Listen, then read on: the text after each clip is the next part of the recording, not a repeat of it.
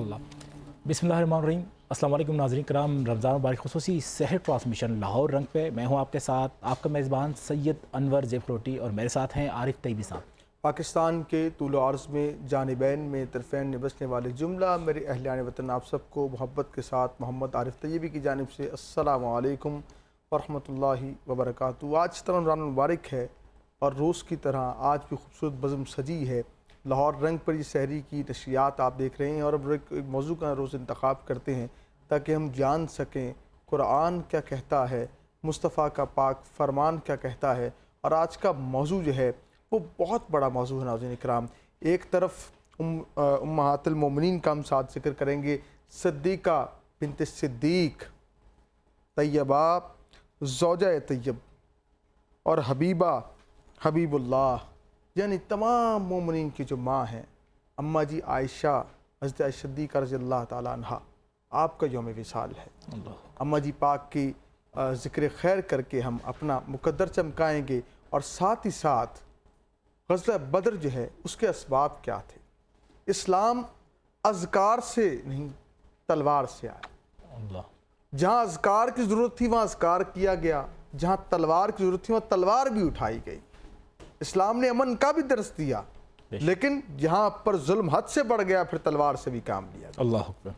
तो और इस ग़ज़वे के अंदर किस तरह अल्लाह पर तवक्कल जो है नज़र आता है और किस तरह इस ग़ज़वे की जो है वो असबाब क्या बनते हैं और किस तरह मुसलमानों को फ़तह नसीब होती है और अल्लाह के रसूल मेरे करीम आका किस तरह दुआ फरमाते हैं, इस ग़ज़वे के हवाले से इंशाअल्लाह तफसीली इंशाअल्लाह कलाम करेंगे। हमारे मेहमान गिरामी हम जानेंगे आज के हवाले से कि तवक्कल क्या है, इस ग़ज़वे से हमें मिलता क्या है।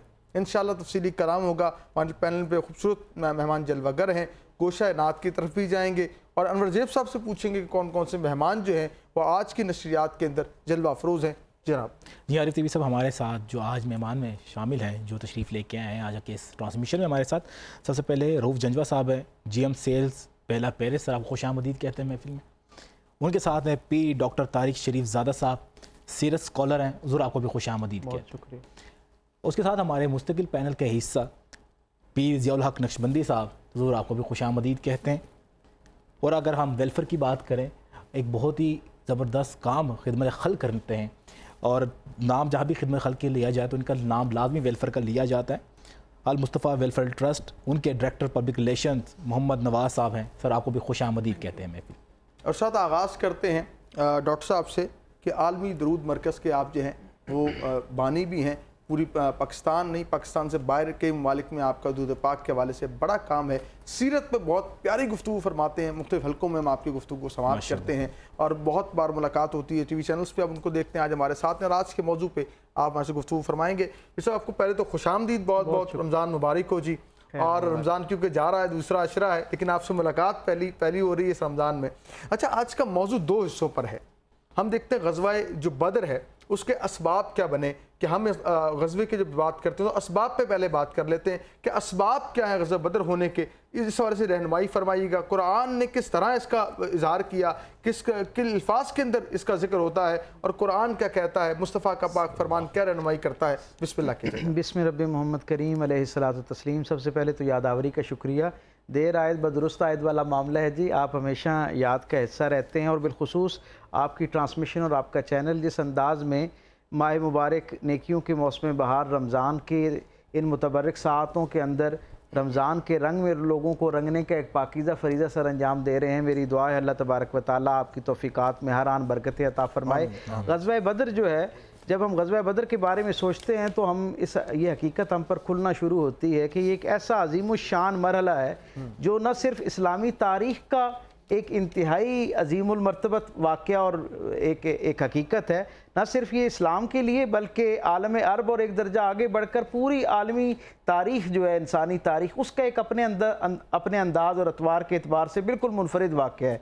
आप ये देखिए, रसूल रहमत सल्लल्लाहु अलैहि वसल्लम को 13 बरस हो चुके मक्का शरीफ के अंदर रहते हुए अपनी बात पहुँचाने के दौरान। आप देखें कि ये एक ऐसा मुआशरा है जो 40 बरस तक रसूलुल्लाह सल्लल्लाहु अलैहि वसल्लम को अपने मुआशरे का बेहतरीन फ़र्द और मिसालिया के तौर पर कबूल करता हुआ नज़र आता है। सरदारान कुरैश जो हैं, बड़े बड़े कबीलों के सरबराह अपनी औलादों को मिसाल देकर पेश करते हैं कि अपने आप को अखलाक और किरदार में رسول رحمت صلی اللہ علیہ وسلم جیسا بنانے کی کوشش کرو.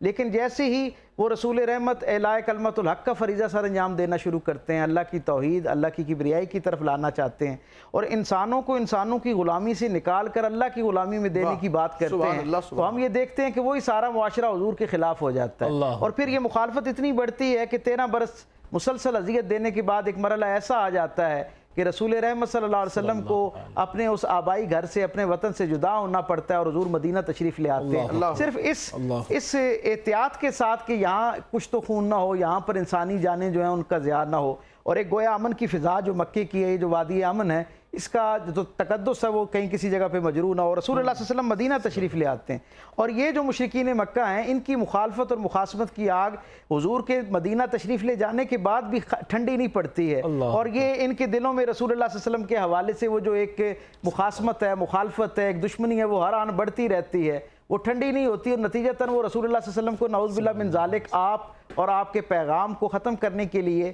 مکے سے مدینے کے اوپر چڑھائی کرتے ہیں. اور ہم یہ دیکھتے ہیں کہ پھر ایک ایسا مارکہ انسانی تاریخ کے اندر نظر آتا ہے جس نے اپنے اندر کئی جہتوں سے نئی مثالیں قائم کی, نئے ٹرینڈ سیٹ کیے. میں ہمیشہ یہ کہا کرتا ہوں سیرت کے ایک ادنا طالب علم کے طور پر کہ میرے رسول صلی اللہ علیہ وسلم زندگی کے تمام گوشوں اور تمام حوالوں میں ایک بہترین مثالیاں ہیں. جہاں میرے رسول نے زمانہ امن کے اصول مرتب کر کے انسانوں کو حیران کیا, وہیں پہ جب ہم حضور کی پاکیزہ زندگی کے اندر جنگ کے حوالے سے دیکھتے ہیں, میدان عمل کے حوالے سے دیکھتے ہیں, تو اس میں بھی ایسی عظیم الشان مثالیں نظر آتی ہیں جن کا نہ اس سے پہلے کوئی شہادت موجود ہے, نہ اس کے بعد اس طرح کی کوئی شہادت پیش کی جا سکتی. آپ یہ دیکھیے ایک ایسا مارکہ ہے. گزارش آپ سے کرنا چاہوں گا, بڑی اپنی اچھی بات کی. یہاں پہ ایک سوال میرے ذہن میں یہ ہے کہ ہم جب اسلام کی بات کرتے ہیں تو ہمارے علماء بھی کہ جو ہیں وہ جنگ کا ذکر نہیں کرتے, وہ بس ایک ہی بات کی جاتے ہیں, اسلام امن کا درس دیتا ہے. اسلام میں تلوار کی بات میں آپ کے سوال سے, کیونکہ وقت کم ہے اس لیے ہم چاہیں گے کہ زیادہ گوشے اپنے سامعین اور حاضرین کو ان میں شمار کر سکیں, اس میں شامل کر سکیں. حقیقت میں اس میں کوئی دو رائے نہیں ہے کہ رسول رحمت صلی اللہ علیہ وسلم کا پیغام جو ہے وہ پیغام امن ہے, کیونکہ آپ کا لایا ہوا دین امن ہے. لیکن جہاں جہاں تلوار ہمیں اٹھتی ہوئی نظر آتی ہے, حقیقت میں ظاہری طور پر تو یہ تلوار ہے, لیکن یہ تلوار بھی جنگ کے لیے نہیں ہے, بنیادی طور پہ امن کو یقینی قرار دینے کے لیے اٹھائی گئی. یعنی رسول رحمت صلی اللہ علیہ وسلم کی پوری زندگی کو اگر ہم مطالعہ کریں تو اس میں ایک بہت بڑا حصہ جو ہے وہ دفاعی حکمت عملی پر مبنی جو ہے تلوار کا اٹھانا ہے. اور پھر جہاں جہاں میرے کریم رسول نے تلوار اٹھائی اور میدان میں حضور تشریف لائے, اس سے بھی ایسے خیر اور امن کے مستقل سوتے پھوٹے جن سے آج تک دنیا مستفید ہو رہی ہے اور استفادہ کر رہی ہے. آپ صرف میدان بدر کا ہی معاملہ دیکھیے نا, کہ جب وہ لوگ قیدی ہو جاتے ہیں تو میرے کریم رسول صلی اللہ علیہ وسلم کے سامنے جب مدینے کی سرحد پر ان قیدیوں کو لایا جاتا ہے تو حضور پیچھے مڑ کے دیکھتے ہیں, قافلے میں وہ قیدی 70 کے قریب قیدی ہیں جو مکے سے رسول اللہ صلی اللہ علیہ وسلم کی نعوذ باللہ من ذالک جان لینے کے لیے آئے ہیں, حضور کے ساتھیوں کو دنیا سے ختم کرنے کے لیے آئے, اس دین کو ہمیشہ کے لیے نیست و نابود کرنے کے لیے آئے تھے. اللہ کے رسول پر چڑھائی کرنے کے بعد جب وہ شکست خوردہ ہوتے ہیں, انسانی تاریخ میں پوری ذمہ داری سے یہ بات میں کہہ رہا ہوں, بالخصوص عربوں کی تاریخ اس بات پر گواہ ہے, اس سے پہلے کبھی ایسا نہیں ہوا کہ عربوں کی کسی گروہ نے کسی جگہ پہ جا کر چڑھائی کی ہو, حملہ کیا ہو, باقاعدہ وہ حملہ آور شکست خوردہ ہوئے ہوں اور ان میں سے کوئی ایک آدمی بھی اپنی زندگی کی امان لے کر واپس پلٹا ہو اپنے اصل وطن کو. عربوں کا یہ معمول تھا کہ اگر حملہ آور آ گیا تو اس کے بعد اسے شکست دینے کے بعد واپس اس کی جانے کی کوئی صورت نہیں ہوتی تھی, نہ انہیں قیدی بنایا جاتا تھا, نہ ان سے جزیہ لیا جاتا, نہ فدیہ لیا جاتا, نہ کوئی اور ان کی جان بخشی کی صورت ہوتی. حملہ آور کی ایک ہی سزا تھی کہ اس کو بار دیا جائے تاکہ نشان عبرت بنے, آئندہ وہاں سے حملہ نہ ہو. میرے رسول صلی اللہ علیہ وسلم نے یہ جو حملہ آور تھے نے سب سے پہلے جو پیغام رحمت دیا, جیسی ان کی تلواریں نیام میں پہنچیں اور انہوں نے شکست قبول کی, میرے رسول کی طرف سے پہلا پیغام امن یہ پہنچا کہ ان کی جان بخشی کی جائے, وقتی طور پر ان کو مدینے کی طرف لایا جائے. حضور جب مدینے کی سرحد سے مڑ کے دیکھتے ہیں نا تو کیا خوبصورت منظر ہے, اور دنیا کے سارے متعصب ذہنوں کے لیے یہ سوال ہے اور ان کے دلوں پر یہ دستک ہے, یہ منظرنامہ. میرے رسول صلی اللہ علیہ وسلم نے مڑ کے دیکھا نا تو عرب مکے کے وہ سردار جن کے ہاتھ بدے ہوئے تھے اور ان کی آنکھوں پر پٹی بندھی تھی اور پٹی کی رسی دراز کر کے پیچھے ایک شخص نے اس طرح پکڑ رکھی تھی جیسے ایک جانور کو ہانکتے ہوئے کہیں لے جا رہے ہوتے ہیں. میرے کریم رسول نے ان کے چہروں کو دیکھا نا تو حضور اہل مکہ کو جانتے تھے. حضور کا ایک بڑا وقت 53 برس مکے میں گزرے ہوئے تھے, ان میں سے بہت سے حضور سے قرابت دار بھی تھے, رشتہ دار بھی تھے, جاننے والے بھی تھے.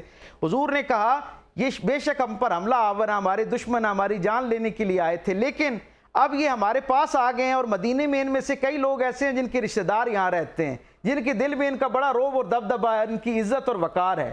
تو میں نہیں چاہتا کہ یہ جب اندر جائیں تو ایک مستقل ان کے لیے شرمندگی کا باعث بن جائے. حضور نے ان کے ہاتھ کھلوا دیے, آنکھوں سے پٹیاں ہٹوا دی, اور پھر وہ تاریخ ساز لمحہ پھر گفتگو جو ہے وہ پیر صاحب کی طرف لے جائیں گے. میں صرف اتنا بتانا چاہتا ہوں کہ جب ہم وہاں سرکار ان کو اندر لے کے پہنچتے ہیں تو کیا منظر ہے. حضور فرماتے ہیں جب یہ میدان جنگ میں تھے نا تو یہ ہم پر حملہ آور تھے, ہمارے دشمن تھے. جب یہ شکست خوردہ ہو کر مدینے کی گلیوں میں پہنچے تو یہ ہمارے قیدی تھے. کہا اب جب مسجد نبوی کے اندر آ گئے ہیں تو یہ ہمارے مہمان ہیں. کہا اب ان کے ساتھ وہ سلوک کیا جائے جو مہمانوں کے ساتھ سلوک کیا جاتا ہے. اور پھر تاریخ نے ہمیں بتایا کہ وہ مدینے کے انصاری صحابی, مدینے کے مہاجر. یہ ذرا رہنمائی کر دیں, قیدیوں کے اندر جو ہے وہ حضور کی جو ہے نا آپ کی صاحبزادی کے شوہر بھی تھے, تو اس حوالے سے ذرا میں کہوں گا وہ بھی ایک ذرا ذکر کر دیں. جی ہاں, میں اس پہ بھی آتا ہوں. جب سرکار دو عالم صلی اللہ علیہ وسلم نے ان کو قیدیوں کو مدینے کے جو رہائش پذیر انصاری اور مہاجرین اصحاب تھے ان میں تقسیم کیا نا, تو حضور نے ان کے ساتھ خیر کا معاملہ کرنے کی نصیحت انہیں کی.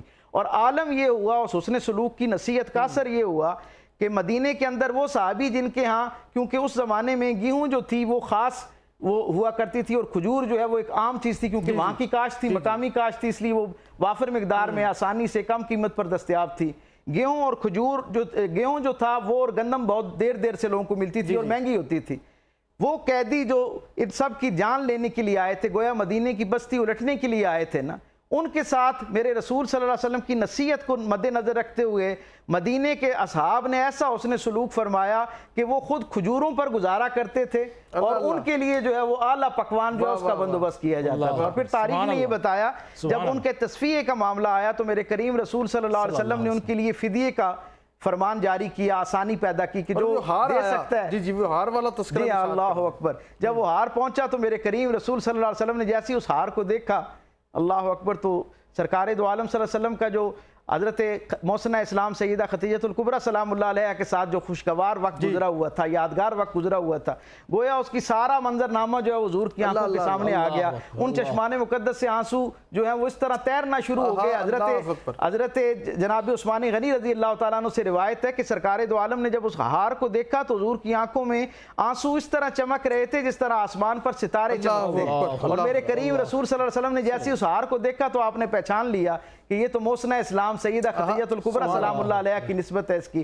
تو آپ نے اپنے اصحاب کو مخاطب کر کے کہا کہ کیا کوئی ایسی صورت ہو سکتی ہے کہ یہ جو ہار ہے اس کی نسبت اور تعلق سے وہ جو جان بخشی کا معاملہ ہے وہ کیا جا سکے اور یہ محفوظ ہو جائے ہار. اصحاب رسول جو اپنا دل, دیدہ و دل سب کچھ سرکار کی بارگاہ میں فرش راہ کر چکے تھے. آپ تصور کیجئے نا, یہ وہ صحابی ہیں, یہ وہ سامعین ہیں جن سے حضور گویا مشاورت کر رہے ہیں. میں اجازت کا لفظ نہیں احتراماً استعمال کرتا, حضور مشاورت طلب کر رہے ہیں. اور یہ وہ صحابی ہیں جنہوں نے اسی بدر کے غزوے سے پہلے میرے کریم رسول صلی اللہ علیہ وسلم کی ان لفظوں میں حوصلہ افزائی فرمائی تھی. انہوں نے کہا یا رسول اللہ یہ تو مشرکین مکہ ہیں, اگر آپ ہمیں کہیں کہ سمندر کے اندر چھلانگ لگا دیں تو آپ کے فرمان کے مکمل ہونے سے پہلے آپ ہمیں سمندر کی تہہ میں پائیں گے, ہم اس کے اندر اتر جائیں گے. یہ ہار کیا چیز ہے, گویا کہ سب نے اس کی تائید کی. میں اس منظر نامے میں اپنے سامعین اور ناظرین کو شریک کرنا چاہتا ہوں. میرے کریم رسول, اگر اجازت دیں ذرا ہم ایک نعت کی طرف چلے جاتے ہیں, پھر انشاءاللہ واپس گفتگو کا سلسلہ بڑھائیں گے انشاءاللہ تعالیٰ, کیونکہ نعت جو ہے وہ سرور دیتی ہے, گفتگو شعور دیتی ہے. ہم شعور لے رہے ہیں لیکن نعت حضور سے سرور لیں گے. ہمارے ساتھ جمیل صاحب موجود ہیں, آپ سے گزارش ہے نعت